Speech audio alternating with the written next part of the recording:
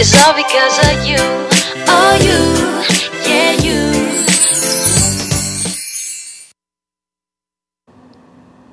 2019 고3 7월 학력평가 지투해설 강의 이제 시작하겠습니다. 1번 문제부터 함께 해설하죠. 자, 첫 번째 문제. 다음은 어느 활석 광상에 대한 조사 내용입니다. 자, 돌로마이트와 사암이라고 하는 암석이 있는 지층에 여기 화강암층과 변성대가 보이고 있어요. 이건 무슨 의미일까요? 그치? 화강암이 이렇게 사암층을 관입해 들어온 거야. 화강암이 관입한 건가요? 아니지. 화강암은 식은 거죠. 뭐가? 마그마가 관입한 겁니다. 관입하는 과정에서 자, 단층이 있어요. 단층. 이게 원래 관입하기 전에 있을 수도 있고요. 관입하는 과정에 생겼을 수도 있어요. 마그마가 이렇게 주변으로 이렇게 조금 올라가면서 약한 부분을 타고 올라가면서 뭔가 여기 다른 돌로마이트와 다른 광상, 활석 광상을 만들었어요. 그리고 화강암 주변에 변성대도 만들었지. 이건 어떤 변성작용이 일어났을까요? 여기는 그렇죠. 접촉 변성작용, 열에 의한 변성작용이 일어났을 거라고. 사암이 열변성, 접촉 변성 받으면 무슨 암 됩니까? 잘했어요. 규암 되지, 규암. 여기 경계에 규암이 있어요. 규암은 사암보다 알갱이가 뭡니까? 그렇죠. 석영 알갱이가 조금 크기가 커요. 무슨 작용 받아서? 잘했습니다. 재결정 작용 받아서. 그런데 재결정 작용에서 우리 학생들 하나 더 기억해야 될 것이 무엇이냐? 재결정 작용은요. 그렇죠? 접촉 변성 작용을 받은 암석을 이루는 광물뿐 아니라 그렇지. 광역 변성 작용을 이루는 광물도 재결정 작용을 받지요. 그래서 그 결과 어떤 변화가 나타납니까? 재결정 작용을 받기 전보다. 약간 열이나 압력에 의해서 입자들이 조금 녹아서 합쳐지는 과정이 재결정 작용이고요. 합쳐졌기 때문에 입자의 그렇죠. 크기가 증가합니다. 자, 활석 광상이 만들어지는 이런 과정이 되는 화학 반응식이 나왔어요. 나 저 화학 반응식 모르는데 당황하지 않았죠. 그쵸? 그냥 단순한 자료 해석 문제예요. 여기서 보기에서 제시하는 내용을 판단하면 되는 문제죠. 이거 암기할 필요 없습니다. 자, 기억 보죠. 돌로마이트와 방해석은 중요한 게 뭐냐? 동질 이상인지 아닌지를 판별하는 거야. 동질 이상이 뭐예요? 질, 성분이 똑같아야 돼. 성분이 같지 않죠? 여기는 방해석에는 없는 마그네슘이 돌로마이트에는 있으니까요. 그래서 동질 이상 아닙니다. 그렇죠? 그 다음 화강암 주변에 재결정 작용을 받은 광물이 발견되겠지. 규암을 이루고 있는 석영이요. 재결정 작용을 받아서 사암을 이루는 석영보다 입자가 조금 커졌을 거라고. 그렇죠? 디귿. 단층면을 따라서 활석이 형성된 이유는 여기 있잖아요. 석영이랑 물이 합쳐졌다고. 이 석영이랑 물 어디서 공급받았을까? 마그마에서 공급받았겠지. 그치? 요 단층면을 따라서 이렇게 올라간 거야. 증기라든가 이런 성분들이 같이 올라간 거예요. 그래서 이것도 맞는 설명이 돼요. 니은 디귿 답입니다. 자, 2번 문제 가죠. 다음은 어느 지역의 지질 단면도와 관찰 내용입니다. 자, 먼저 왼쪽에 지질 단면도의 모습을 보면 지층이 지금 일단 보이고 있어요. 퇴적층이. 그쵸? 석회암층, 그리고 이암층, 사암층 이렇게 층들이 보이고 있는데 이 층들이 굽어졌습니다. 어떤 작용이 일어난 거예요? 습곡 작용이 일어났는데 이 습곡 작용을 D, B, A만 받았어요. 그치? E라고 하는 화성암층은 받지 않았습니다. 화성암에 관입도 있었고 또 F 뭡니까? 단층도 형성됐네요. 자, 이것들의 생성 순서, 상대의 연대를 결정하기 전에 먼저 우리에게 주어진 힌트부터 파악하고 가겠습니다. 자, C는 화성암이래요. 그렇죠? 관입했고요. 습곡이 나타났습니다. 그렇죠? 습곡 부분 중에는 이렇게 지층 경계선이 위로 솟아있는 이런 양상을 띈 부분이 있고요. 지층 경계선이 아래로 이렇게 휘어져 있는 그런 부분이 있어요. 위로 솟아있는 부분을 뭐라고 합니까? 그렇죠? 배사라고 하지요. 그리고 B, D와 A 사이에 생성된 B와 화성암 속에 들어있는 E는 동일한 암석이래요. 무슨 의미냐? 생성 시기가 같은 암석이라고. 같은 암석이라고요. 그럼 E는 뭡니까? 그치? C가 관입해 들어가다가 B의 일부가 C에 포획되어 들어간 거죠. E는 포회감인 것 알 수 있고요. E가 곧 B다. 생성시기가 같다라고 생각하고 생성시기 정해주셨으면 좋겠습니다. F''를 경계로 암석이 어긋났어요. 이런 걸 단층이라고 하죠. 이거 무슨 단층입니까? 왼쪽 오른쪽 어디가 상반? 잘했어요. 오른쪽이 상반인데 상반이 지금 올라갔죠. 무슨 단층? 역단층. 무슨 힘 받았을까요? 횡압력 받았겠네요. 보기 볼게요. 자, 역단층이 관찰된다. 기억 맞는 설명이고요. 니은 배사구조 맞습니다. 디귿 C 보다 E가 먼저 형성되었다. 자, 생성 순서 한번 정리해 보죠. 자, 누가 제일 먼저 형성됐습니까? D죠. 그리고 B, A가 퇴적된 다음에 습곡작용이 일어났어요. 그리고는요. 단층이 먼저일까? 관입이 먼저일까? 관입된 암석까지 잘려서 이동했죠. 그러면 C가 관입한 것이 먼저고요. 그리고 나서 단층이 이루어졌다고요. 그런데 보기 디귿 C보다 E가 먼저다? E는 어디 있는 건데? E는 B와 같은 함석이니까 생성시가 여기가 되니까 E가 먼저 이제 맞죠. 답은 다 맞습니다. 자, 3번으로 가도록 하겠습니다. 자, 3번. 편광현미경으로 어떤 광물 M을 관찰할 때 빛의 진동 방향과 진행 모습을 단순하게 나타났어요. 여러분, 이 자체가 편광현미경을 단순화시킨 모식도래요. 그렇죠? 자, 백색 광을 편광판 A에 먼저 통과시켰어. 그리고 재물대가 있고요. 재물대 위에 광물이 있습니다. 그리고 편광판 B가 있어. 원래 편광현미경에는 이런 각각의 부분들이 어떻게 놓여 있어요? 수직으로 세워져 있죠. 그렇죠? 그래서 얘가 아래, 얘가 위입니다. 편광판 A를 우리 뭐라고 부르느냐?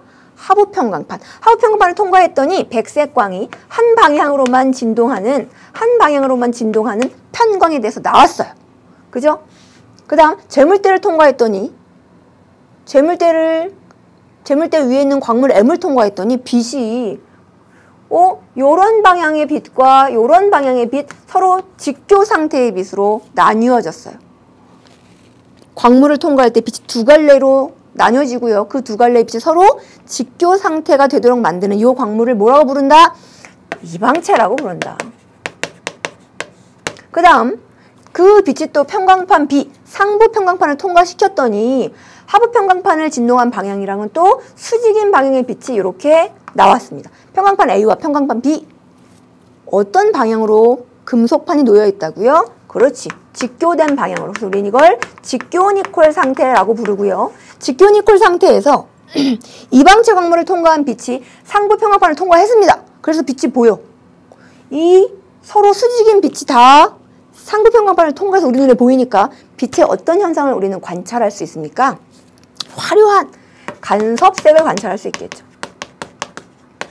맞아요. 빛이 상부 편광판을 통과했으니까 직교니콜에서 보여지는 또 다른 현상인 소광은 지금은 보여지지 않지. 재물대를 돌리면 소광이 또 나타나게 되겠죠. 지금은 간섭색만 나타나는 그런 구조가 돼요. 자, 보게 볼게요. 기억. 광물 A는 광물 M은 광학적 이방체죠. 등방체 아닙니다.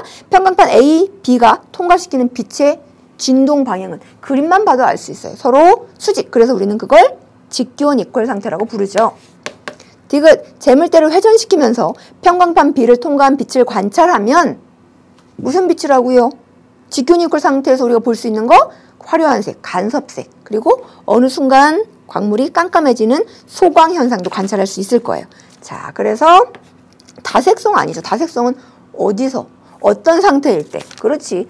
편광판 B를 제거한 상태, 개방니콜 상태에서 관찰할 수 있는 성질이 되죠. 자, 그래서 답은 니은만. 이제 4번으로 갈게요. 그림은 어느 지진의 진원과 관측소 A와 B를, 표는 각 관측소에 피파가 최초로 도달하는 데 걸린 시간을 나타냈어요. 자, 이제 중요한 정보 나갑니다. 관측소 A에는 직접파와 굴절파가 동시에 도달했어요. 관측소 A는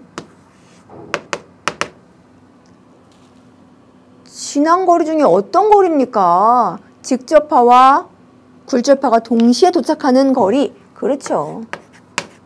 교차 거리가 되죠. 그러면 B는요, 여러분.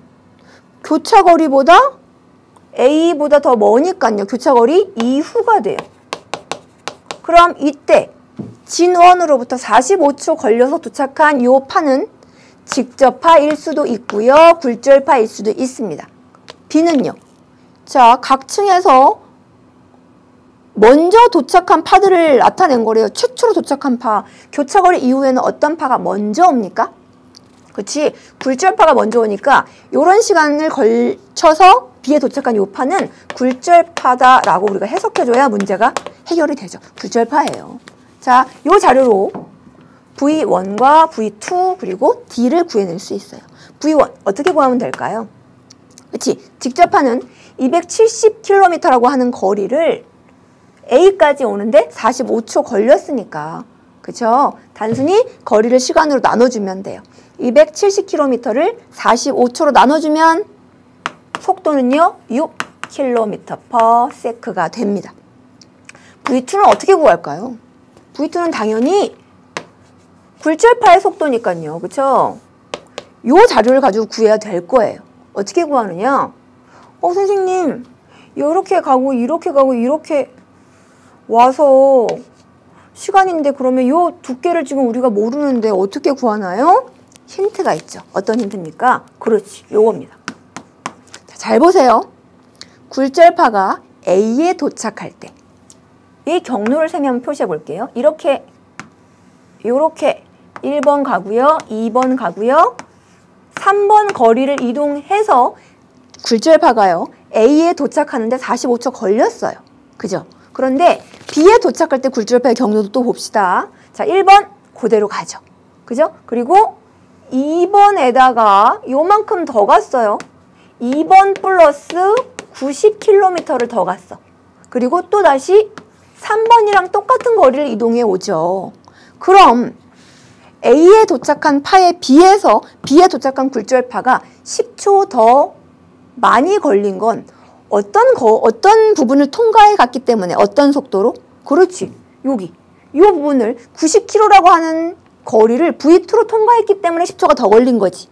즉, 이 10초는 굴절파가 90도를 통과하는데 걸리는 시간인 거죠. 거리 나왔고 시간 나왔어요. 속도 알 수 있겠지. 그러면 V2는 어떻게? 그렇지. 90km를 10초로 나눠주면 되죠. 9km/s가 됩니다.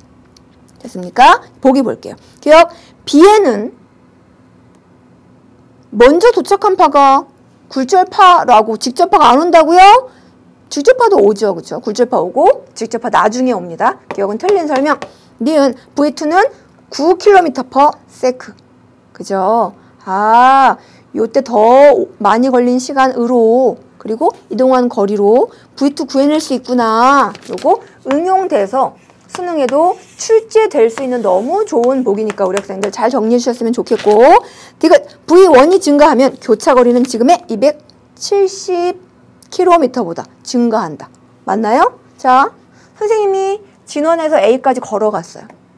그죠? 근데 어떤 선생님 친구는요, 조금 먼 거리를 돌아왔어. 그런데 선생님이랑 만나기 위해서 돌아오면서 이 구간에는 택시를 탔어요. 그리고 이때 만났어. 근데 선생님이 다시 삐리리리 과거로 돌아가서 여기서 여기까지 걸어갈 때 걸어가지 않고 뛰어갔다고 해봅시다. 친구는 그대로 갔어요. 그러면 친구가 도착했을 때 선생님이 이 자리에 있을까요?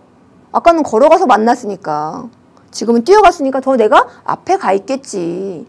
그래서 직접파랑 굴절파가 같이 만나려면, 선생님이랑 돌아온 친구랑 같이 만나려면 친구가 택시를 타고 온 구간을 조금 더 길게 해줘야지. 그죠? 이게 정선적으로 이해하는 거예요. 그래서 V1이 증가하면 교차거리는 270도보다 증가하는 건 맞는 설명인데, 그럼 정량적으로 수식을 한번 세워서 한번 정리를 해보도록 하죠. 자, 어떤 식을 사용하면 좋을까요? 그렇지. 지각의 두께식 사용합시다. 자, D는요.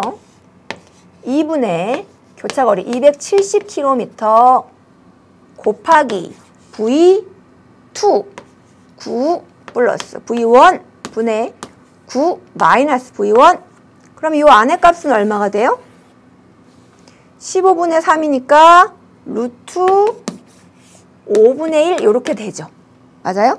근데 V1을 증가시켰대요. V1을 증가시키면 요거를 한번 8로 바꿔볼게요. 그럼 이 안의 값이 얼마가 돼요? 루트 17분의 1이 돼요. 자, 지각의 두께를 일정하게 유지한 상태에서 V1의 속도가 빨라지게 됐는데 얘가 일정하게 유지되려면 분 모값이 커졌으니까 분 자값도 커져줘야 이 값이 일정하게 유지가 돼야 되겠지. 맞아요? 밑에 분 모값이 커졌으니까 얘 분 자값도 커져줘야죠. 교차거리가 지금보다 V1이 증가했을 때는 멀어진다고요. 됐습니까? 자, 그래서 답은 니은 맞고 디귿 맞게 되죠. 이제 5번 문제로 갈게요. 그림 가와 나는 중요한 자료. 지구 타원체면. 지구 타원체면은 뭐예요? 지구가 매끈하다고 가정한 거야. 즉 지점마다의 고도의 변화가 없어요. 고도가 다 똑같은 경우. 그리고 위도가 똑같대. 두 지점 X, Y 지점이 지금 고도가 똑같고 위도가 똑같대요. 위도가 똑같으면 중력 정리할 때 공부했던 값 중에 하나가 똑같아야 되는데 뭡니까? 그렇죠. 표준 중력은 같습니다. X, Y 두 지점의 표준 중력은 첫 번째로 같아야 돼요. 두 번째, 그런데 중력 이상이 지금 X와 Y가 다르죠. 그죠? X 평균 값에 비해서 중력 이상이 큽니다. Y는 중력 이상이 작아요. 중력 이상이 뭔데요? 그렇지. 실축 중력에서 표준 중력을 빼준 값이 중력 이상인데요. 표준 중력은 X와 Y 지점에서 지금 똑같다 그랬어. 그럼 중력 이상이 X가 Y보다 크다는 얘기는 무슨 뜻이냐? 실축 중력이 X가 Y보다 크다는 얘기죠. 됐죠? 실축 중력 여러 가지 요인들에 의해서 영향을 받아요. 그런데 그런 영향을 잘 이해하려면 실축 중력은 만유인력과 거의 같다라고 생각해 주시면 그치? 이해하시기가 편하다 그랬어. 만유인력식 대입해 보면 R제곱분의 G, 라지 M, 스몰 m 이렇게 됩니다. 중심으로부터 지구 중심으로부터 두 지점 사이의 거리는 어떻습니까? 같은 위도고요. 그리고 지구 타원체라 그랬어. 이건 같은 값이죠. 그럼 뭐가 달라서 실축 중력이 다른 거겠느냐? 그렇지. 물질에 그 밑에 매장되어 있는 물질의 질량 혹은 밀도가 다른 거죠. 밀도가 X가 Y보다 크니까 실축 중력이 큰 거지. 아, X는 Y보다 실축 중력이 큰데 그건 더 밀도가 큰 물질이 매장되어 있다는 의미구나. 됐습니까? 주변 지역에 비해서 밀도가 큰 물질이 매장되어 있는 그런 다의 경우는 그치? X, Y 중에 어느 경우에 해당하게 될까요? X의 경우 보기 갑니다. 기억! 철과 마그네슘의 함량은요. 사함은 뭐로 돼 있어요? 구성 광물이? 잘했어요. 석영이라니까 여러분. 석영은 어디서 형성됩니까? 유무남질 마그마 하고도요. 가장 마지막에 정출돼요. SiO2로만 이루어져 있는 광물이에요. 그런데 반려암은 어떤 광물들로 이루어져 있죠? 감남석, 휘석, 그리고 CA 사장석. 자, 감남석과 휘석.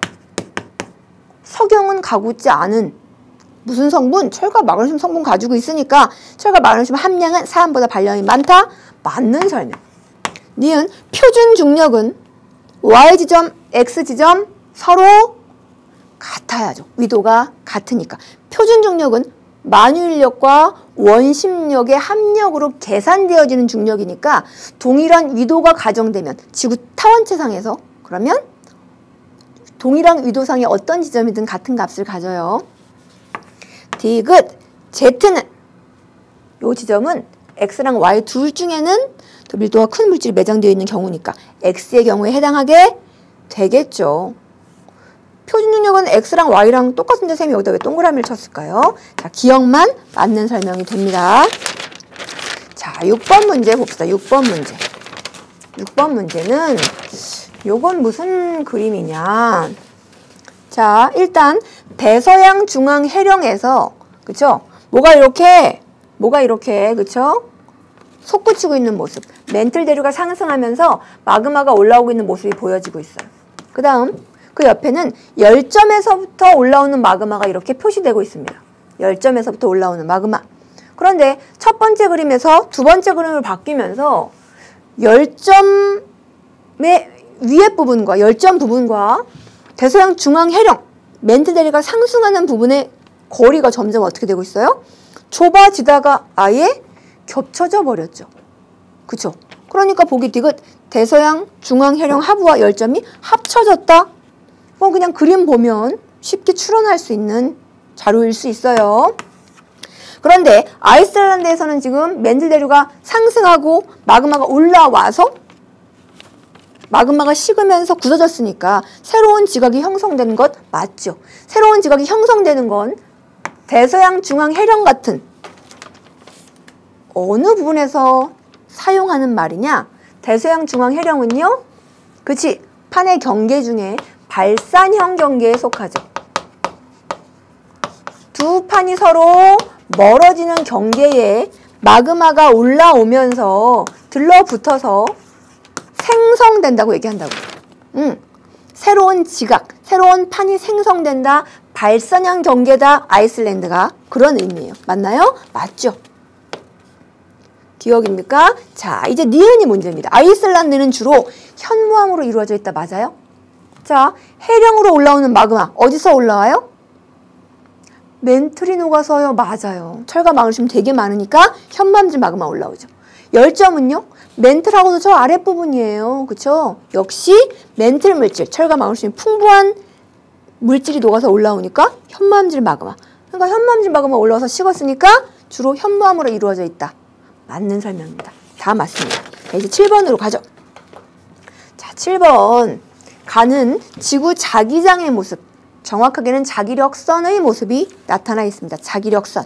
자, A점을 보니까요. 자기력선이 지표에 어떤 각을 이루면서 들어가고 있죠? 직각.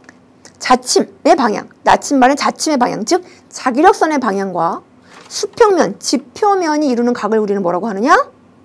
복각이라고 하고요. 복각이 90도인 이런 A 지점을 우리는 뭐라고 하느냐? 그렇죠. A는 자기 북극이죠. 응? 요 A가 자기 북극이라고요, 여러분. 그럼 진짜 북극, 지리적인 북극, 위도의 90도에 해당하는 부분은 어디야? 여기지. 여기가 진북에 해당해요. 맞습니까? 자, 그럼 B 지점, C 지점에서의 편각과 복각을 한번 비교해 볼게요. 편각과 복각. 자, C 지점에서의 편각 여러분 어떻게 구해? 편각 어디가 기준입니까? 진북이 기준이죠. 진북을 기준으로 자북, 나침반 향하는 방향이 어느 방향에 있어? 지금 A, 동쪽에 있어요. 그러니까 C에서 봤을 때의 편각은 동편각이지. 플러스 편각, 그쵸? B에서 봤을 때는요. 진북과 자북이 약간 동쪽에 있는 거 보입니까? 여기도 동편각, 플러스 편각인데 편각이 어디가 더 커요?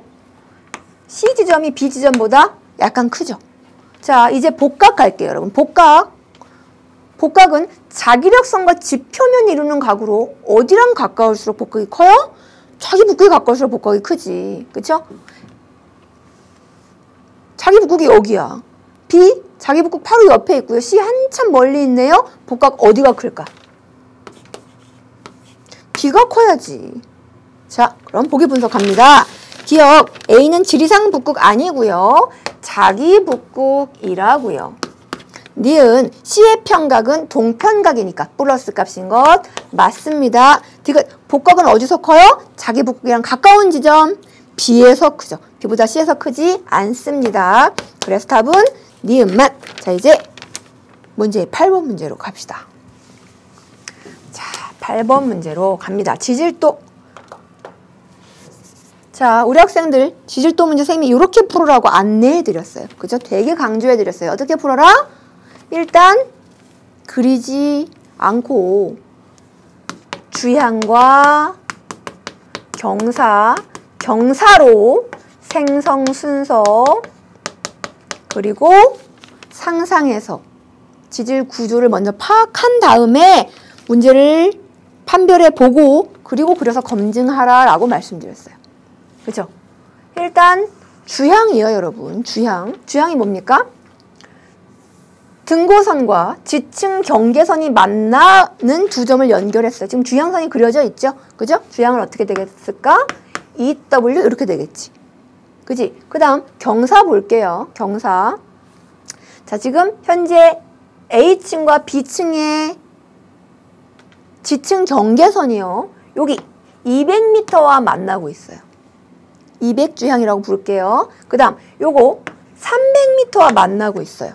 300주향. 경사는 어떻게 구하죠?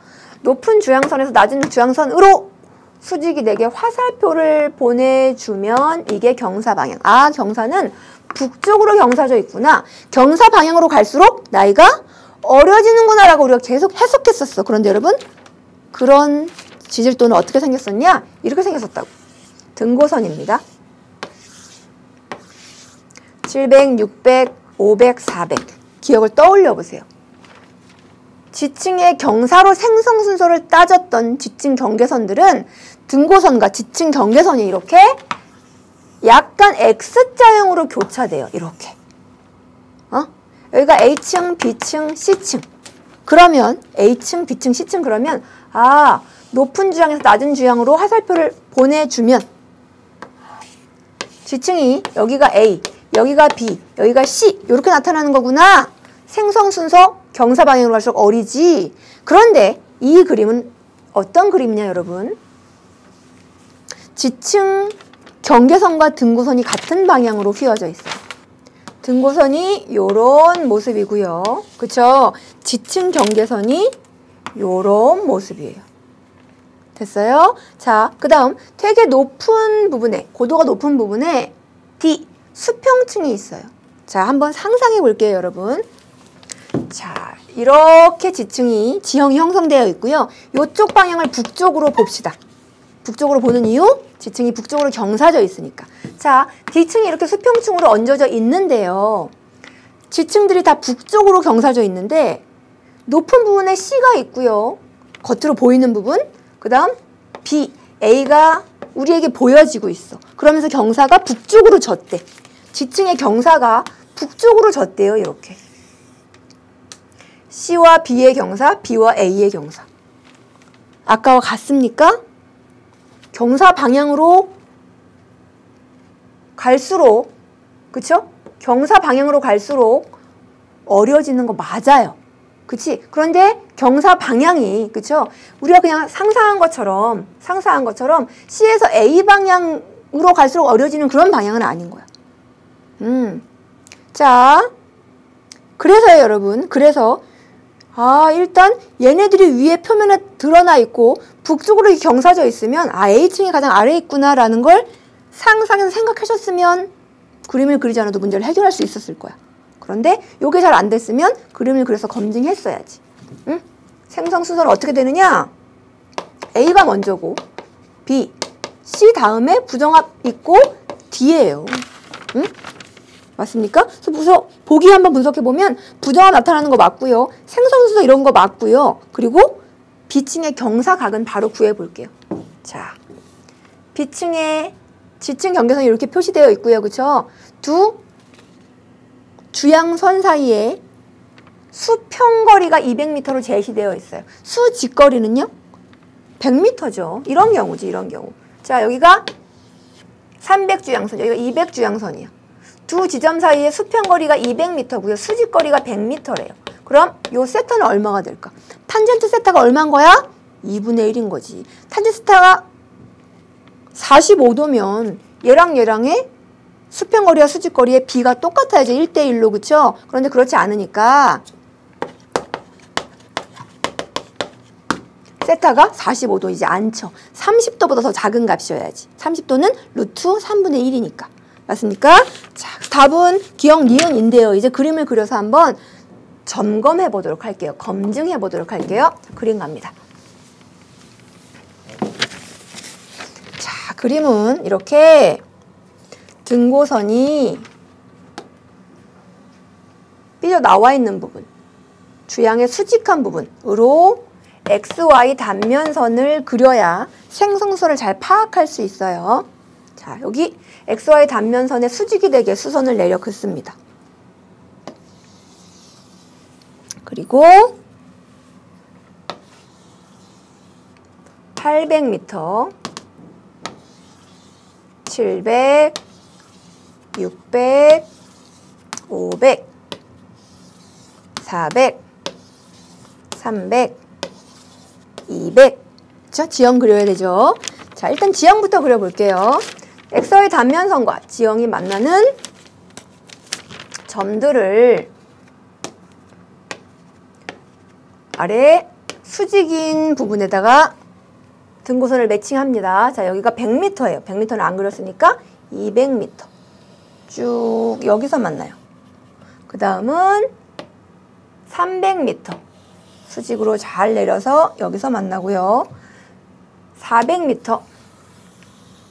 요렇게. 그 다음 500m 갑니다. 500m. 그리고 600m. 700m. 800m까지 와서 지형으로 예쁘게 부드럽게 연결해 주죠. 됐습니까? 자, 이제 수평층, D층부터 한번 표시해 볼게요. 자, 단면선 앞에 있는 부분에 지층 경계선을 표시하면 됩니다. 어떻게? X, Y 단면선과 만나는 부분을 먼저 내려주고요. 해당 높이까지. 그 다음 등고선과 지층 경계선이 나란하니까요. 이렇게 나란한 층, 얘가 D가 되겠죠.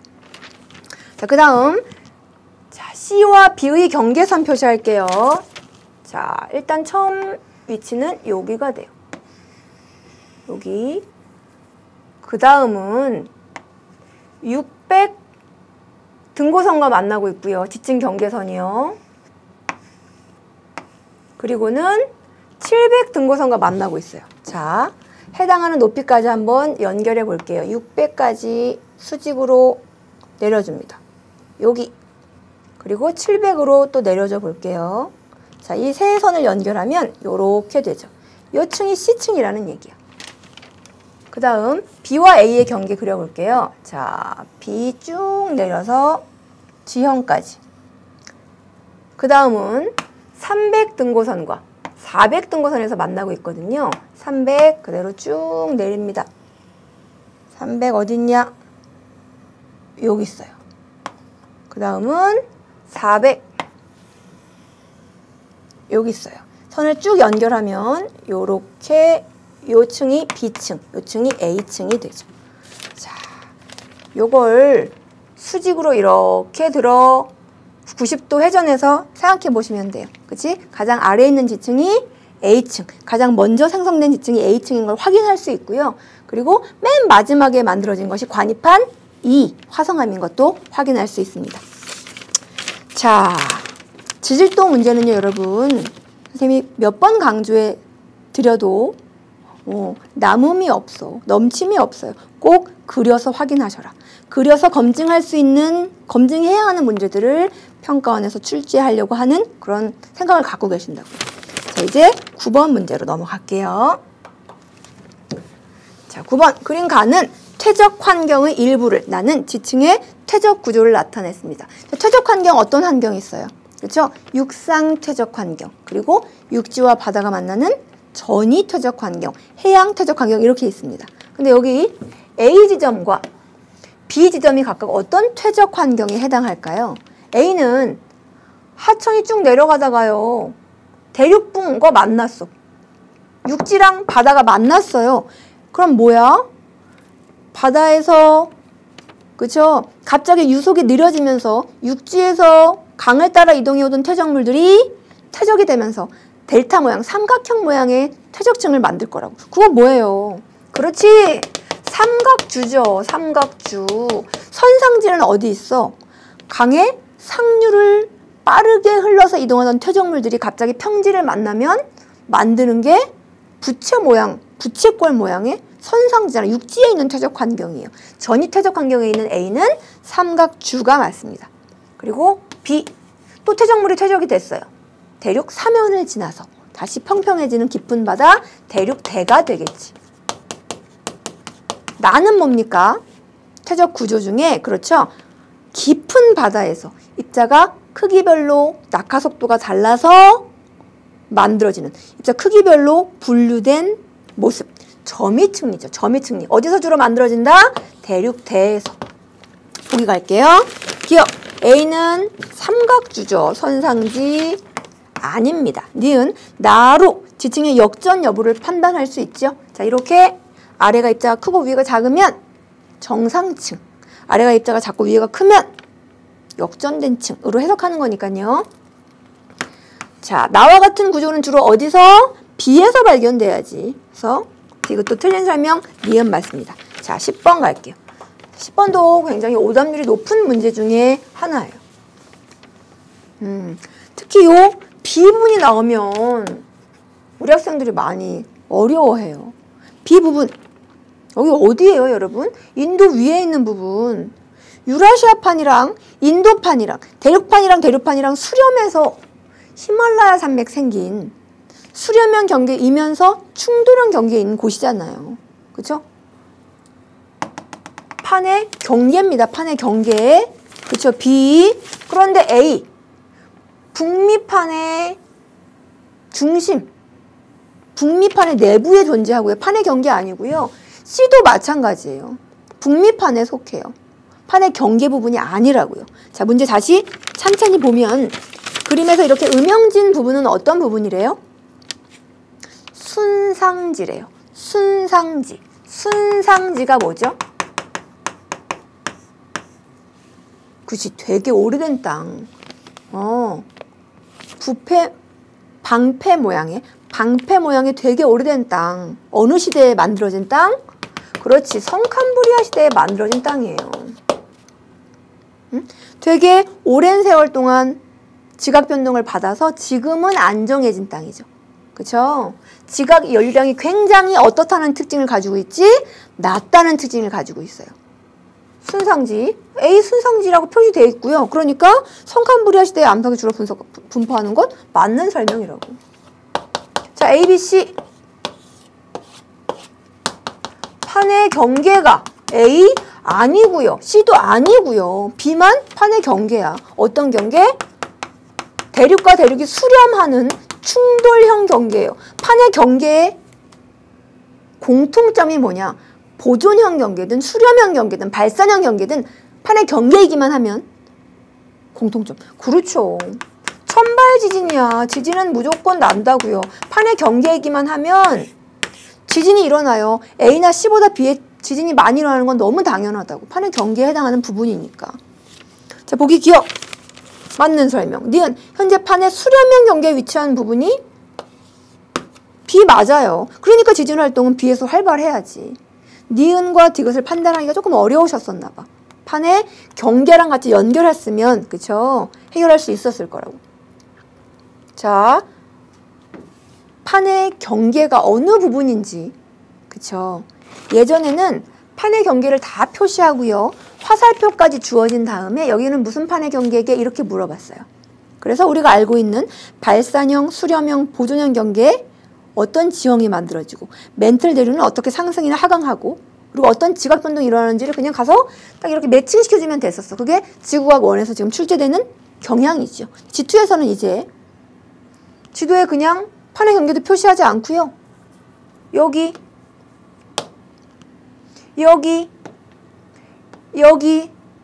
우리 학생들이 무슨 경계인지 안다는 걸 가정하에 문제가 이렇게 출제되고 있다고. 그죠? 그러니까 판의 경계 그림을 보면서 대략적으로 태평양 주변부는 주로 해양판과 대륙판이 만나서 섭입을 하는 경계지 해구 있지. 그지? 그 다음 태평양의 동쪽에 그죠? 발산형 경계 해령 있지. 대서양 가운데에 해령 있지. 요 정도만 조금 정리해 주셔도 문제 푸는데 도움이 많이 될 것 같아요. 자, 이제 11번으로 넘어갈게요. 그러면 어느 지역의 지질 단면도와 지층에서 산출되는 화석의 범위, 이 문제는 조금 쉽게 해결하셨을 것 같아요. 암모나이트, 어느 시대, 어느 환경, 중생대, 바다, 방추충, 고생대 말, 바다, 삼엽충, 고생대, 바다, 다 바다에서 살던 생물들이니까 얘네들이 나온다? 무슨 층? 해성층 되겠죠. 됐어요? 자, 그럼 지층의 생성 순서 한번 정리해 볼게요. 어떤 지층이 가장 먼저 형성됐을까? 이렇게 아무 정보가 없으면 지층이 역전되지 않았다는 것을 가정하기 때문에 D가 먼저예요. 지층 누중의 법칙 C 퇴적됐습니다. 그리고 E가 쭉 분출 혹은 관입해 들어가죠. 위에가 이렇게 변성대 없이 깨끗하게 잘렸다는 건 퇴적이 중단되고 그리고 풍화되고 침식된 다음 다시 가라앉아서 다시 퇴적이 이루어졌다는 얘기야. 요 B와 C층의 경계 부정합입니다.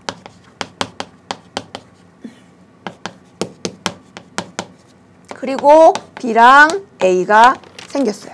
그런데 지질 시대를 구분하기에 가장 적합한 곳은 부정합이 생긴 데가 아니고요. 고생대라고 하는 시간은 워낙 길기 때문에 환경 변화가 있었고 대멸종도 여러 번 있었어요. 그 안에서 부정합이 생길 수 있는 가능성이 많죠. 그런데 지질시대를 구분하는 것은 무엇으로 구분하는 것이냐? 그렇지, 생물의 급변으로 구분하는 거라고. 여기까지 방추층 나오고요. B층까지. A층부터 암모나이트 나오니까요. 지질시대를 구분하는 경계선은 A와 B의 경계라고 찾아주셨어야 된다고. 보기 볼까요? 기억, A부터 D는 나오는 화석, 생물의 화석들이 다 바다에 살았던 생물들의 화석이기 때문에 해양 환경에서 퇴적된 지층이 맞죠. 니은, E가 관입한 시대에, E는 어느 시대에 관입했을까요? B까지 고생대. D, C, B까지 다 고생대니까 E도 고생대죠. 고생대에 속시식물이 번성했어요. 속시식물은 그렇지 신생대라고. 어떤 식물 번성했어요? 그러면 양치식물 번성했죠. 디귿 A부터 D까지의 지층들을 두 개의 지질시대로 구분하고 싶어요. 그럼 가장 적합한 것은 생물의 급변이 나타나는 A와 B의 경계. 그래서 니은 디귿 틀리고 기억만 맞는 답이 되죠. 자, 12번 문제로 갑니다. 너무 많이 나왔고요. 굉장히 강조해드렸고요. 그렇죠? 그래서 이제는 우리 학생들이 수월하게 해결하실 수 있었을 것 같습니다. 자, 어느 시대에 형성된 퇴적층들이 있는 지역입니까? 경상도래요. 그렇죠? 보령이래요. 중생대죠, 여러분. 자, 그럼 A는 이름이 뭐냐? A는 지층의 이름이 뭐냐? 맞습니다. 경상누춘군. B는요? 대동누춘군. 어떤 암석이 발견됩니까? 경상누춘군에서는요. 여감, 삼 이런 암석에 그쵸? 더해지는 암석이 있어요. 자꾸 출제되는 응회암층이 존재해. 화산암층도 존재하고요. 대동누춘군은요. 역시 여감, 삼 등의 육성층에 그렇지. 평안누춘군처럼 석탄층이 발견이 돼요. 얘네 무슨 층이라고? 둘 다 육성층이라고요. 육성층. 화석으로 확인할 수 있죠. 경상누춘군 어떤 화석 발견됩니까? 공룡, 육지에 살았던 대형 파충류. B지층에서는 어떤 화석이 발견됩니까? 담수, 어류, 호수에서 살았던 생물. 그 다음 규화목, 식물 화석 등이 발견이 돼요. 육성층이라고요. 그렇죠? 하나만 더 해볼까요? 각각의 지층들이 화성암 관입에 의해서 변성을 받았거든. 그치? 그렇게 변성시킨 화성암. 그 중에서도 화강암은 뭐냐? 경상누춘군 누구에 의해서 변성받았어? 불국사 화강암. 대동누춘군은요? 대보화강암. 자, 이렇게 해놓으면 이제 문제 해결할 수 있죠. 보기 갈게요. 자, 기억. A가 생성된 시기는 경상누춘군 여러분. 너무 중생대인 거 우리 알고 있어요. 공룡 발자국 나오잖아요. 니은 B. 대동누춘군에는 석탄층 나오는 것 맞습니다. 디귿. 누가 먼저야? 대동누춘군, 경상누춘군. 그쵸? 중생대 쥐라기. 중생대 백악기예요. 그렇지? B가 먼저 A가 나중인데 디귿은 틀린 설명이 되죠. 기억, 니은. 자, 계속 나와도 그쵸? 자꾸 출제되는 지역이에요. 이 부분 말고요, 여러분. 그쵸? 이 부분 말고요. 이미 7월에 출제가 됐으니까 어느 부분까지 보셔야 되느냐? 각 지체 구조구별로 우리나라 전체 북한 지역도 포함합니다. 그쵸? 길주 명천지구대, 그쵸? 또 평남분지, 요런 부분, 낭림육계 이런 부분, 그죠? 어느 시대인지 꼭 기억하시고 문제, 수능 때 문제 풀어주셔야 돼요. 우리나라 지질 부분이 나온다면 이제는 전체적으로 나올 확률이 높다는 것 말씀드리면서 13번으로 가겠습니다. 자, 그림 가와 나는 서로 다른 지역에서 지균풍이 형성됐대요. 지균풍이 형성되는 게 바로 그냥 지균풍 보여주는 것이 아니라 과정을 보여주고 있어요. 지균풍 어떤 과정에서 시작됩니까? 그치? 기압차로부터 시작되죠. 그렇죠? 고기압, 상대적으로 저기압. 그럼 기압 경도력은요? 고기압에서 저기압 방향으로, 고기압에서 저기압 방향으로. 자, 기압 경도력은 A에서 큽니까? B에서 큽니까? 기압 경도력씩 떠올려 보세요. 그렇지. 로 델타 H분의 델타 P. A에서 B로 오는 동안, 그쵸? 밀도의 변화 없고요. 밀도 같다고 했고요. 델타 H가 변하는 만큼 델타 P가 변한다고. 그래서 지균풍이 형성되는 과정 안에서 A와 B, 그리고 C와 D 두 개를 각각 비교해 보면, 그쵸? A와 B끼리는 기압 경도력이 똑같아야 돼요. C와 D는 똑같아야 돼요. 그런데 B랑 D는 기압 경도력이 다르죠. 뭐가 달라서? 등압선 사이의 간격 델타 H가 다르잖아. 델타 P 같고요. 로 같다 그랬어요. 델타 H가 CD에서 절반 값이기 때문에. 즉 기압 경도력은 2배로 커야 되겠지? 요렇게. 됐습니까? 자, 두 번째. 풍속 볼게요. 풍속. 처음에 A에 있을 때는 기압 경도력 작용해서 공기가 이렇게 이동하려고 했어. 그쵸? 움직임을 시작했어요. 그런데 전향력이 작용했어요. 어느 방향으로? 기압 경도력에 대해서 바람이 지금 왼쪽으로 불어가고 있네. 여기 어딥니까? 남반구죠. 그쵸? 왼쪽 방향으로 전향력 작용해서 바람이 편향됐어요. 또 기압 경도력 작용해. 힘이 작용하니까 풍속이 늘어나잖아. 계속 언제까지? 지균풍으로 평형을 이룰 때까지. 그러니까 풍속은 계속 평형을 이룰 때까지 커지는 거예요. 이건 마찬가지야. 풍속이 계속 변한다는 건, 그쵸? 아직 기압 경도력과 전향력이 평형을 이뤘다는 거야? 안 이뤘다는 거야? 아직 안 이룬 거지. 언제 평형을 이루어?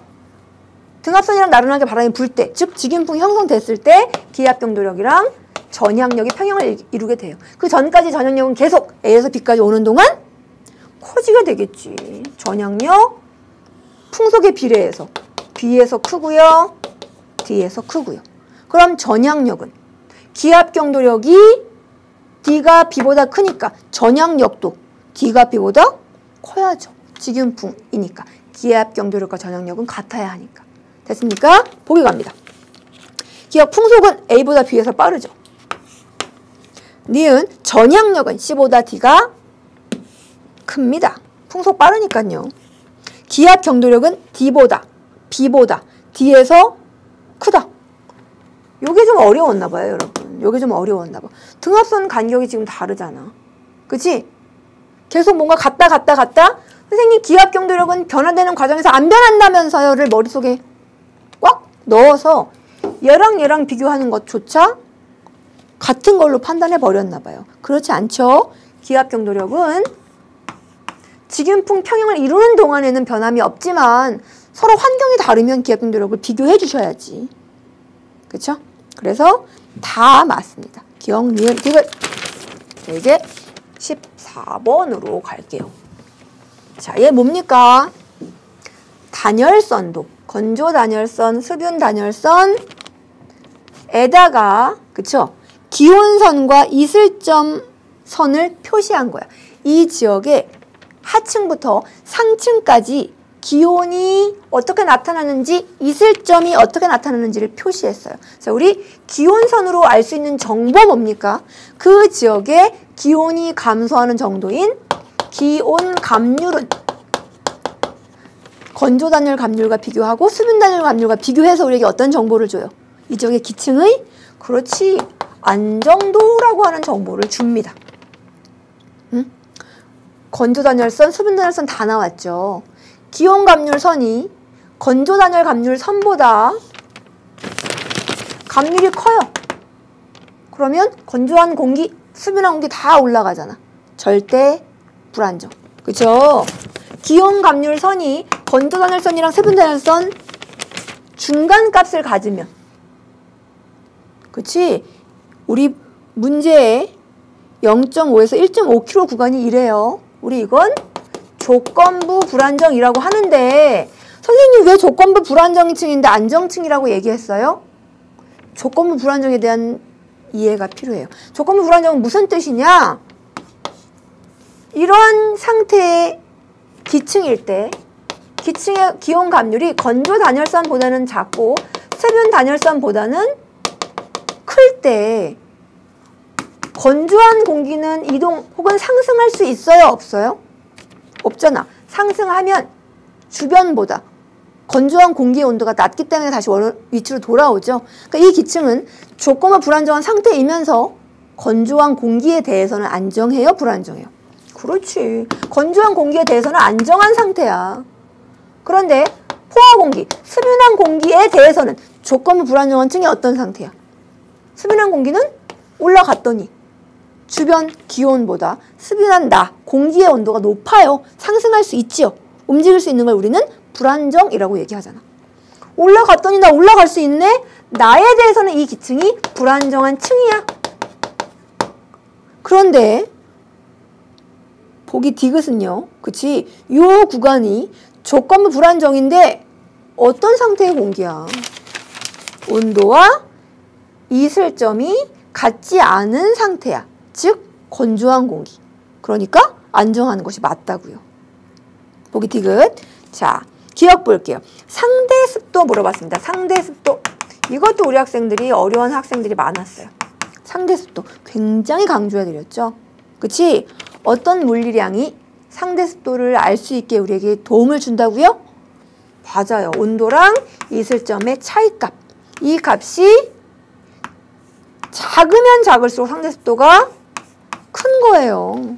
비교하래. 지표에서 온도랑 이슬점의 차이값. 상대 습도랑 0.5kg 500m에서의 온도와 이슬점의 차이값. 어디서 커요? 500m, 0.5kg에서 훨씬 크지.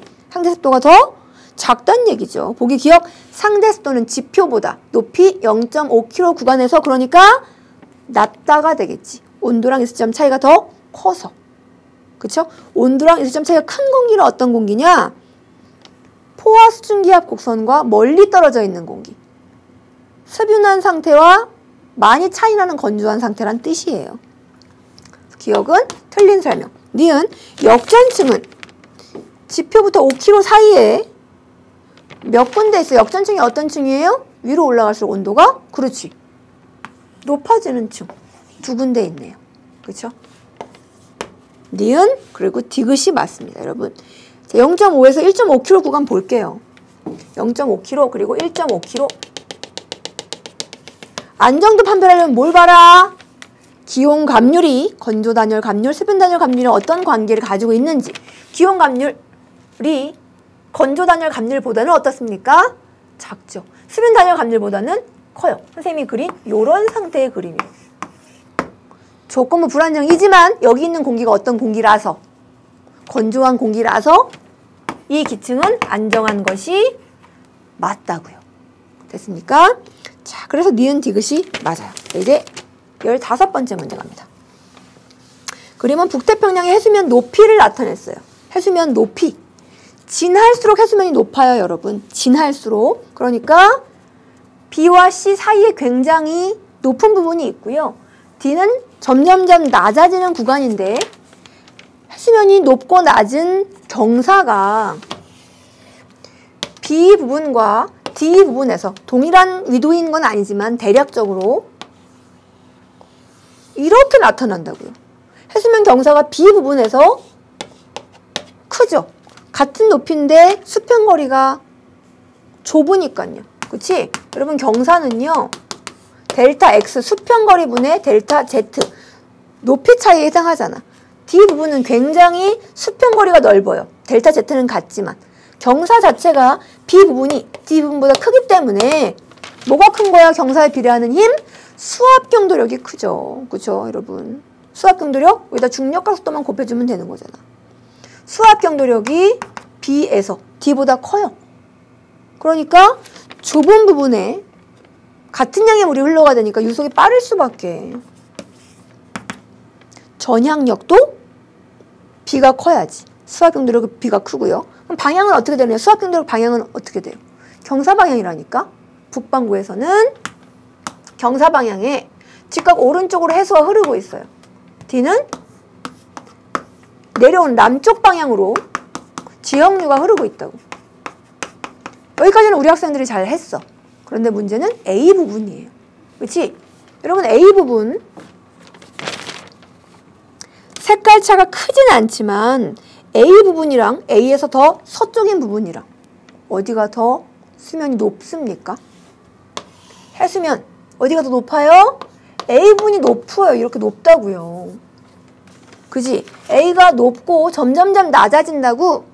그러면 수압 경도력 방향은 D 부분이랑 서로 반대가 되겠지. 해수면의 높이 차이, 경사로 A와 D의 수압 경도력 비교하셔도 좋고요. 어떤 학생은 이렇게 풀었을 수도 있을 것 같아요. 자, 위도 30도 정도를 기준으로 여기 무역풍 불고요. 편서풍 불어서, 그쵸?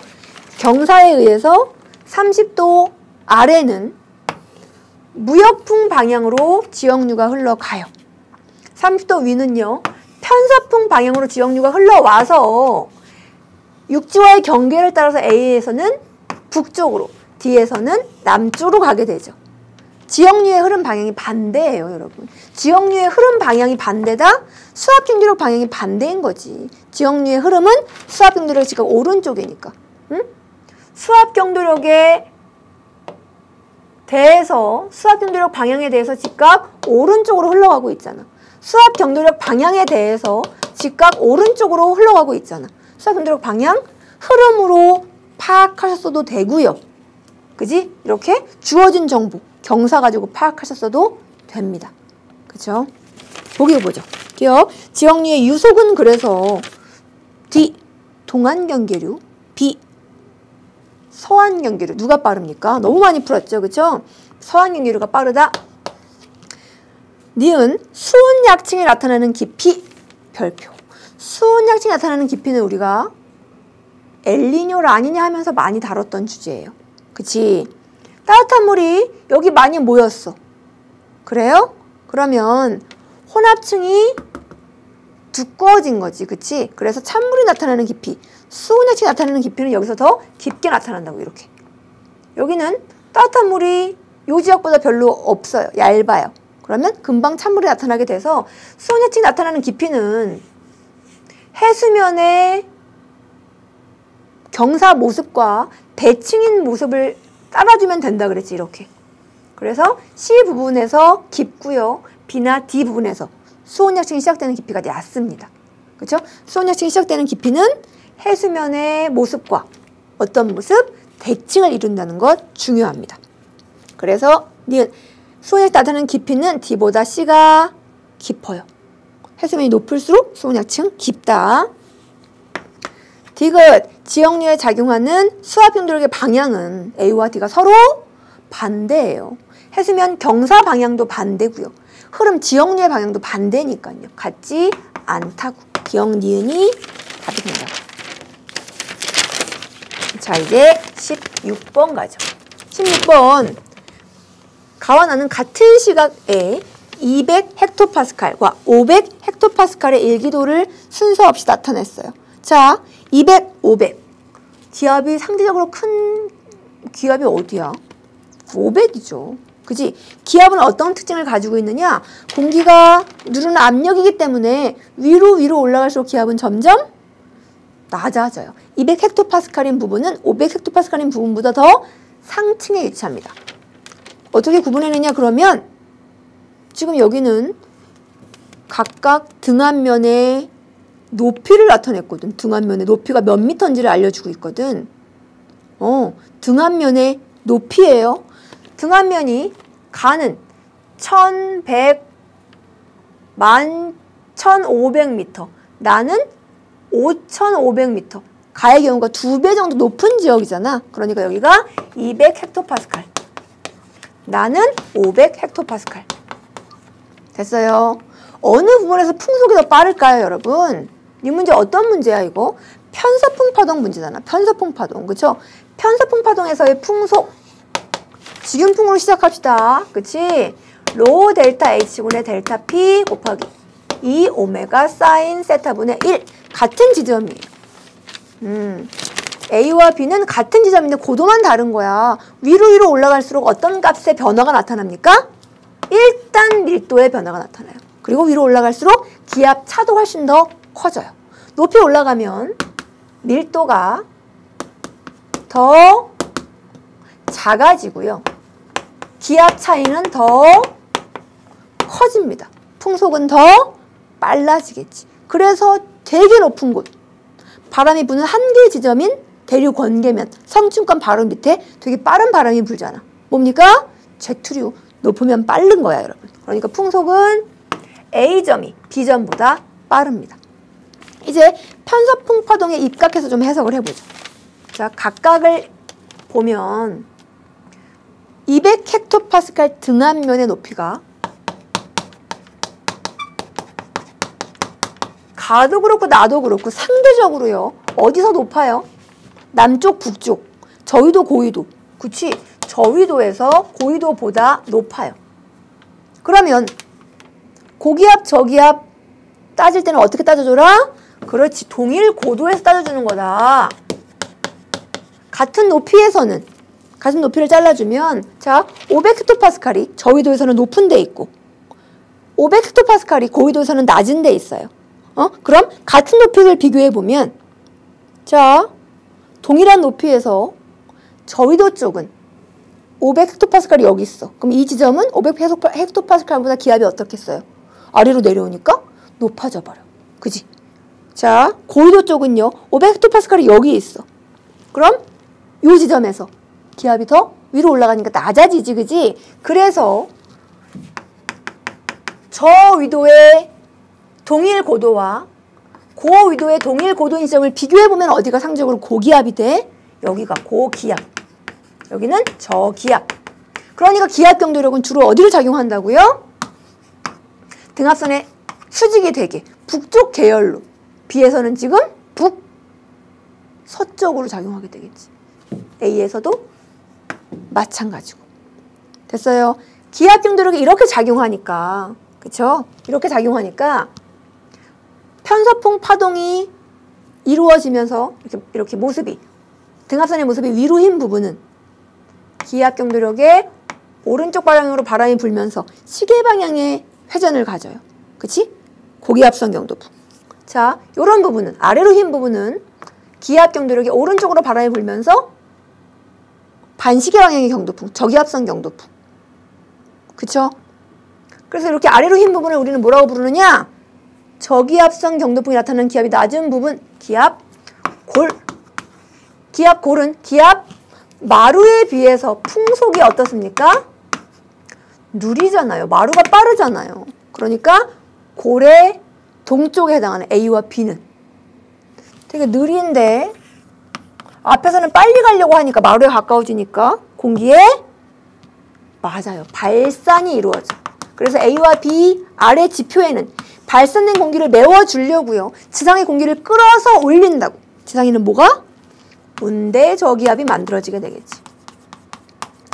자, 이제 보기 해석할 수 있어요. 갑니다. 기억. 풍속은 그래서 높은 B보다 상대적으로 더 높은 A가 더 빠르게 되겠지. 높은 지역이 빠릅니다. Z류와 연결해서 이해해 주시면 좋겠어요. 니은 A에서는 공기의 발산이 기압골의 동쪽이니까. 이거 B에 작용하는 기압 경도력 방향은요? 기압 경도력은 주로 등압선의 고도가 1에 나타나기 때문에 고위도로 갈수록 낮아지기 때문에 기압 경도력 방향은 고기압, 저기압 배치로 인해서 대부분 북쪽 계열이에요. 그렇죠? 아주 특수한 경우를 빼놓고는. 특수한 경우가 어떤 경우인지 보여드려 볼게요. 자, 편서풍 파동이 이렇게 나타나. 그쵸? 그치? 요점, 요점, 요점, 기압 경도력 방향이 다 어디로 나타나요? 여기는 북동 쪽으로, 여기는 북쪽으로, 여기는 북서쪽으로. 그쵸? 그런데 이런 그림이 표시되어 있어요. 자, 이렇게 되어 있고, 점을 여기다 찍어, 이렇게. 점을 여기다 찍어, 여기다. 그럼 기압 경도력은 어디로 작용해야 되느냐? 상대적으로요. 여기가 저기압 중심에 가깝기 때문에 기압 경도력은 이렇게 작용돼야 돼. 요런 경우는 기압 경도력이 남쪽으로 작용돼. 근데 편서풍 파동 요 내에서는 주로 북쪽 계열이다. 그치? 여기서도 요 아래 지점에다가 점을 찍으면 중심 방향으로 기압 경도력 작용하니까 북쪽 계열이 맞아. 그런데 위에다 점을 찍으면 기압 경도력은 저기압 쪽으로 작용하기 때문에 요건 남쪽 방향이 돼요. 요것도 체크해 주셨으면 좋겠어. 그래서 답은 기역 니은이 됩니다. 이제 17번으로 가죠. 자, 그림 가와 나는 태양, 지구, 달의 상대적인 위치를 나타냈어요. 자, A, C, B. 일단 만유인력은 어디가 커요? 달 쪽이 크지, 그지? 태양은 질량이 엄청 크지만 멀기 때문에 만유인력이 달에 비해서 작아. 그래서 미치는 기조력도 달에 비해서 작죠. 자, 그래서 달에 의한 기조력을 한번 표시해보면 달 쪽으로 이렇게 기조력이 작용하게 돼요. 달 쪽으로. 그리고 기조력이 달과 지구가 공통 질량 중심을 같이 돌기 때문에 만들어지는 원심력 때문에 또 기조력이 달 때문에 달 반대쪽으로도 작용하게 돼요. 그럼 태양은요? 태양도 마찬가지잖아. 그치? 태양 쪽으로 기조력 작용하고요. 합산합니다. 이렇게. 그리고 태양 반대 방향으로 기조력이 작용하게 돼요. 그래서 A, C, B는 현재 기조력을 되게 많이 받는 지역이잖아. 물이 이쪽으로 많이 모여진다고. A, B, C 다 지금 현재 만조예요, 간조예요. 물이 그쪽으로 모여 있으니까 다 만조야. 그런데 달도 당겨주고 태양도 당겨주니까 만조의 높이가 어떨까요? 되게 높지? 얘네가 돌아서 6시간 15분 정도가 지나게 돼. 그러면 물이 당겨진 쪽, 물이 끌려온 쪽 아니고 끌려간 쪽에 있게 되니까 간조가 나타나는데 물이 많이 끌려와 버렸기 때문에 간조가 되게 낮게 돼요. 그지? 만조는 되게 높고 간조는 되게 낮아. 태양과 달이 일직선에 있으니까 우리 이런 때를 뭐라고 정리했어요. 그치? 만조랑 간조의 차이가 되게 큰 때를 사리 혹은 대조라고 한다고요. 대조는 여러분 사리의 다른 이름이에요. 응? 달이 지구 주변 공전하면서 태양과 일직선이 아닌 여기 90도 위치에 놓이게 되면 달이 땡기고 태양도 조금 땡기니까 만조 별로 안 높고 간조 별로 안 낮잖아. 그래서 조금, 다른 말로 소조가 나타나게 된다고. 자, 그 다음 나 자료 한번 보도록 할게요. 지금 이 그림을 어떤 그림이냐? 달이 적도상에 놓여 있는 경우야. 달이 지구 주변을 공전하다 보면 이렇게 적도와 나란한 위치에 놓일 때가 있어요. 그런데 주로 그치? 달의 공전 궤도면이 지구의 공전 궤도면이랑 일치하지 않기 때문에 달이 적도랑 이렇게 일치하지 않게 되지. 그러면 기조력은 요걸 이렇게 평행 이동해서 이렇게 달 쪽으로, 달 반대쪽으로, 태양 쪽으로, 태양 반대쪽으로 이렇게 나타나게 돼요. 그래서 동일 위도긴 하지만 A와 B에서 만조일 때의 높이가 다르지. 그건 기조력이 다르다는 의미가 돼요. B와 A에서 같은 위도인데요. 돌다 보면 만조일 때의 수위가 달라요. 맞아요? 우리는 그걸 뭐 때문이라고 정리했어.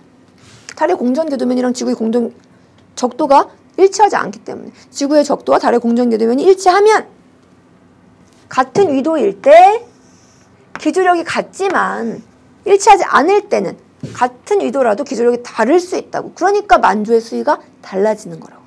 자, 이제 보기 보죠. 기억. 가에서 달에 의한 인력이 제일 큰 곳은 만유인력은 그 지점이랑 가까워야 크니까. 그치? B. 맞아요. 니은 나에서 A와 B에 작용하는 기조력의 크기는 같을 수가 없지요. 그쵸? 기조력은 이렇게 달 쪽, 태양 쪽으로 요렇게 작용돼 줘야 되는 거거든. 동일 위도라고 같은 값인 게 아니에요. 디귿 가와 나에서 C는 현재 요 지점에 있다고. 요 지점. 그쵸? 둘 다 어떤 상황이야? 달과 태양이 일직선에 놓여있는 상황이야. 달의 기조력과 태양의 기조력이 합쳐지는 상황. 그러면 요런 상황이 되겠지. 만조 때 되게 높고요. 간조 때 되게 낮아. 우리는 그때를 사리 혹은 대조라고 부른다고. 대조 맞습니다. 여러분 사리와 대조, 조금과 소조 연결해서 정리해 주세요. 답은 그래서 기억, 디귿. 자, 18번째 문제 갑니다. 자, 되게 열심히 공부했어요, 여러분. 쓰나미. 쓰나미는 천해파의 성격을 띱니까? 심해파의 성격을 띱니까? 그쵸? 천해파의 성격을 띄어요. 왜? 워낙 파장이 길어서 어떤 수심인 곳을 지나가도요. 그쵸? 수심이 파장의 20분의 1보다 얕거든. 워낙 파장이 길어서. 그쵸? 그러니까 쓰나미는 파의 속도가 무엇에 의해서? 수심에 의해서 결정이 돼요. 또 어떤 운동을 하게 돼? 쓰나미가 지나가면 물 입자는 천해파니까. 그렇지. 타원 운동을 하게 되겠지. 자, 이제 가의 경우와 나의 경우의 차이를 한번 볼게요. 가의 경우는 파가 육지로 이동해 갈 때, 그쵸? 파의 속도를 결정하는 수심이 점점 어떻게 되는 경우야? 작아지는 경우예요. 나의 경우는 수심이 변하지 않아요. 그럼 나의 경우는 속도도 변하지 않겠지. 그런데 가는요. 수심이 작아지면 속도가 느려져요. 맞아요. 속도는 t분의 람다로 쓸 수 있다 그랬죠. 정의된다 그랬죠. 그런데 속도가 작아지면 주기값은 변하지 않으니까 파장이 짧아져. 파장이 짧아지면 파고가 높아지면서 덮치게 되는 거야. 파고가 높아지게 되는 거죠. 그죠? 파고가 높아지는 이유? 파장이 짧아져서입니다. 보기 볼게요. 자, 가에서 쓰나미의 파장은 짧아져. 왜? 수심이 얕아져서 속도가 느려져서 그래요. 그럼 파장이 짧아지게 되지. 니은 나에서 쓰나미의 속도는요? 쓰나미의 속도는 무엇에 의해서 결정돼? 수심이에요. 수심에 근데 변화가 있어요? 없어요? 없잖아. 그럼 속도도 변함이 없다가 맞는 설명이지. 디귿 갑니다. 물입자는 가로 가든 나로 가든 쓰나미는 무슨 파? 천해파. 그러니까 무슨 운동을 해야 된다고? 물입자는 무조건 타원 운동을 해야 된다고요. 기억만 맞는 설명이죠. 자, 쓰나미는 천해파로 수심에 의해서 속도가 결정된다는 것 정리해 주시면 좋겠어요. 19번 갈게요. 자, 그림은 어느 성단에 속하는 별들의 겉보기 등급이랑 색지수를 나타냈어요. 보통 HR도는 색지수랑 절대 등급을 표시해 주잖아. 광도나, 그치? 그런데 겉보기 등급은 그냥 관측한 걸 그대로 표시했다는 얘기야. 그치? 그래서 표준 주계열성이랑 맞춰주잖아요. 어? 주계열성은 어떤 특징을 가지고 있느냐?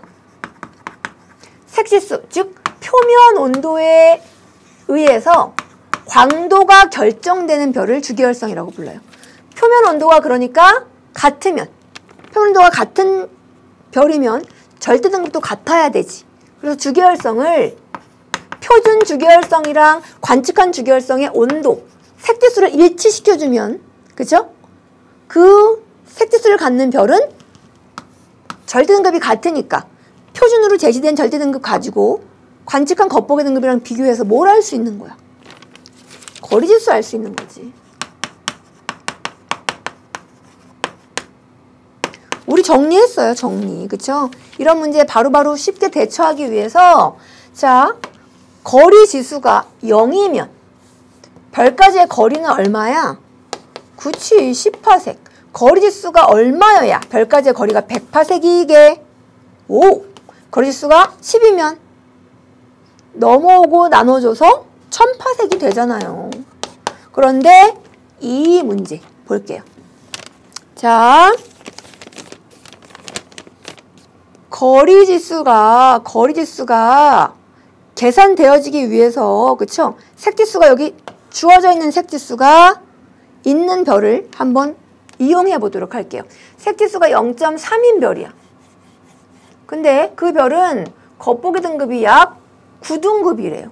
그런데 표준 주기율성은 얘랑 표면 온도가 똑같아서 절대 등급이 똑같아야 하는 표준 주기율성은 절대 등급이 3등급이래. 그럼 여기 있는 요 별도 절대 등급이 얼마인 거야? 3등급인 거죠. 그치? 겉보기 등급 관측했습니다. 얼마? 9로요. 절대 등급은 3이래요. 그러면 거리지수 값이 6이 나오니까 요 사이 값이요. 그러면 100과 1000파색의 사이 값이 되겠지. 1000파색보다 멀다는 니은 설명은 틀린 게 된다고요. 그럼 거리지수 값이 10 이상이 되어야 돼요. 겉보기 등급에서 절대 등급을 뺀 값이 10보다 커야지 1000파색보다 멀 수 있어요. 그 다음 얘네들은 주로 주기율성이잖아요. 그쵸? 상계성난인 것 맞고요. 디귿 값이다. 자, 별 P는요. 색지수가 0.3이랑 비슷해요. 0.2 정도? 얘랑 비슷하다고 놓고 볼게요. 그러면 주기율성은 색지수가 같으면 절대 등급이 같아야 하고요. 절대 등급에 의해서 질량을 우리가 알 수 있잖아. 그치? 같은 주기율성은 표면 온도가 같은 주기율성은 절대 등급뿐 아니라 질량이라고 하는 물리량도 같습니다.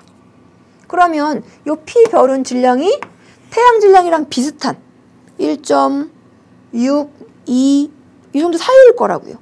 맞아요? 그런데 이렇게 태양 질량이랑 비슷한 별은 진화 과정 중에 철을 가질 수 있을까요? 철을 만드는 핵융합 반응이 일어날 수 있을까요? 없잖아. 어느 정도 이상의 질량을 갖는 별이 진화 과정에서 핵융합 반응에 의해서 철을 만들어내요? 태양 질량의 8배 이상의 질량을 갖는 별. 그쵸? 그런데 여기 나와 있는 자료가 되게 표면 온도가 높아서 색지수가 작은 별도 태양 질량의 7.6배야. 그러니까 여기 있는 별들은 대부분 다 철로 이루어진 중심을 가질 수 없다는 걸 의미하죠. 그치? 얘도 못 갖는데 하물며 얘는 어떻게 가질 수 있겠어? 태양처럼 수소의 융합 반응 끝나고 헬륨 융합 반응으로 탄소 정도 만들어낼 수 있게 된다고요. 디귿은 틀린 설명. 자, 그래서 답은 기억만 맞아요. 우리 학생들이 디귿에서 조금 헷갈린 학생들도 있지만 니은을 어려운 학생들도 있었어요. 니은. 그쵸? 자, 거리 지수로 거리를 구해내는 거 정말 너무 많이 나와서 그치? 선생님이 이렇게 요 정도는 그냥 기억해 놓자 라고 말씀드렸어요. 기억해 놓지 않으면 그 짧은 시간 동안 이 식을 이용해서 우리가 계산을 해내야 돼. 그건 조금 너무 우리에게 버겁다고요. 그치? 거리지수에 따른 거리값들 기억해 주시라고 당부하면서 마지막 문제 20문제로 20번 문제로 넘어가 보도록 하죠. 자, 갑니다. 아크투루스라고 하는 별은 적색 거성이에요. 정보가 주어졌죠? 어떤 별? 적색 거성. 적색이래 여러분. 그러면 H열도상에 주로 어디에 분포해요? 그치? 오른쪽 위에 분광형이 K형, M형? 그치? 뒤에 애들이라고. 표면 온도가 낮은 애들이라고. 그치? 그런데 K형인 애들은 표면 온도가 얼만큼 낮냐? 일단 보기 기억. 기준을 10,000K로 줬어요. 우리 표면 온도가 10,000K인 별의 분광형 알잖아. 뭡니까? 그렇죠? A형이야. 오. A형을 기준으로 얘보다 더 오른쪽에 있는 분광형을 갖는 별들은요. 표면 온도가 10,000K보다 낮은 게 맞죠. 그쵸? 그래서 기억은 맞는 설명. 자, 그 다음 니은. 이 별은 적색 거성이에요. 그쵸? 그리고 K형이야. 그걸로 요걸 정리해 놨고요. 니은 갑시다. 왼쪽 자료는요. 20년간 아크투루스가 천구상에서 움직인 각거리래요. 이걸 우리 뭐 할 수 있을까? 그렇지. 고유운동 알 수 있겠지. 고유운동이 뭔데요? 그렇지. 1년 동안 천구상을 움직인 각거리.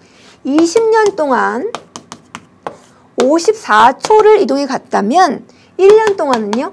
나눠주면 되죠. 2.7초를 이동해 갔을 거야. 고유운동 나왔고요. 별까지의 거리 나왔어요. 그럼 뭐 할 수 있지? 그렇지. 접선 속도 알 수 있죠. 접선 속도 VT는 4.74 뮤 R이 돼요. 4.74에다가 2.7 곱해주고요. 11.26 곱해주면 얼마 나오냐? 144. 얼마가 나와요? 100km/s보다 속도가 큰 것, 접선 속도가 큰 것 계산해낼 수 있어야 된다고. 접선 속도 여러분 단위 고려하지 않으셔도 돼요. 그냥 고유운동 수치만, 거리 파섹 단위로 수치만 넣어주면 접선 속도가 km/s 단위로 빠져나오게 이미 다 계산되어진 값이라고 말씀드렸어. 그쵸? 자, 마지막. 얘는 적색 거성이래요, 여러분. 적색 거성의 정체가 뭐야? 주기혈성의 정체는 뭐죠? 그치? 중심 핵에서 수소핵 융합 반응이 일어나고 있어요. 적색 거성은요, 중심이 다 헬륨으로 바뀌었어. 그래서 헬륨핵 융합 반응으로 탄소를 만드는 별을 적색 거성이라고 불러요. 근데 여기서 에너지를 중심에서 막 만들어내면 주변은 아직 뭐로 이루어져 있지? 수소로 이루어져 있어요. 이 에너지가 중심에서 만들어진 에너지가 수소층에 전달되면 다시 수소가 헬륨으로 만들어지는 수소핵 융합 반응이 일어난다고. 그죠? 그래서 적색 거성은 중심 핵에서가 아니라 내부에 수소핵 융합 반응이 일어나는 부분이 있는 거야. 중심 핵에서는 헬륨핵 융합 반응으로 탄소를 만들어내고 있고요. 그렇죠? 적색 거성의 내부의 모습 다시 한번 정리해 주셨으면 좋겠습니다. 자, 이렇게 해서 7월 학력평가 해설 강의가 마무리가 되었습니다. 선생님이 근무하는 학교 고3 교실에 이런 글귀가 적혀 있습니다. 기적을 만드는 시간 D-Day 120 며칠. 여러분, 기적은 어떤 학생이 만들 수 있을까요? 선생님은 사랑하는 지투 제자들이 모두 기적을 만들어낼 수 있었으면 좋겠다고 간절히 바라고 있는데요. 어떤 학생들이 기적을 만들어낼 수 있을까요? 그치? 남은 기간 동안 된다고 생각하면서 공부하는 사람. 수능 특강, 수능 완성에 있는 문제들, 어려운 문제들 완전히 암기할 정도로 보고 또 본다는 결심으로 어렵지만 해낸다는 생각으로 공부해내는 사람. 힘들 때도 꿈 생각하면서 긍정적으로 생각하고 된다고 생각하면서 공부하는 사람은 기적을 만들어 낸다고요.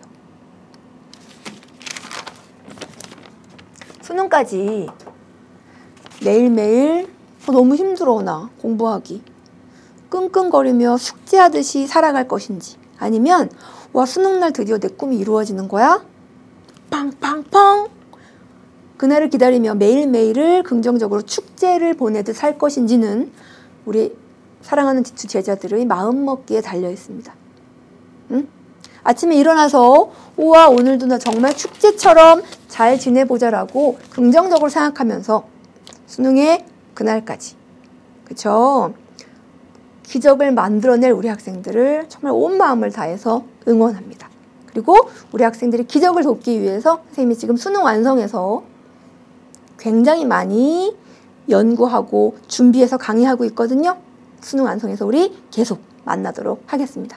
자, 7월 학력평가 너무 고생해서 치르고 잘 정리해준 우리 학생들에게 파이팅 보내드립니다. 그리고 너무너무 사랑합니다.